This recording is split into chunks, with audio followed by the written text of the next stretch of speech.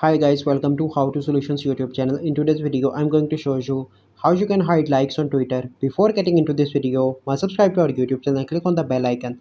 The first step is you need to open Play Store and search your Twitter and update your Twitter application. Once you've done that, you simply need to go and open Twitter, and then you need to click on your profile and click on your profile here, and here you can see the likes.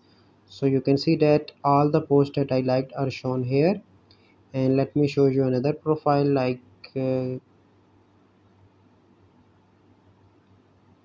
Musk profile, and anything that Elon Musk like will also shown here.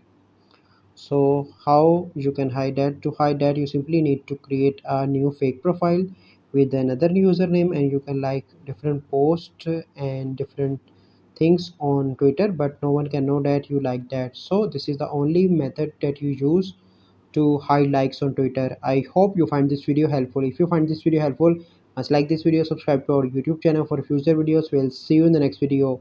Thank you. Have a good day.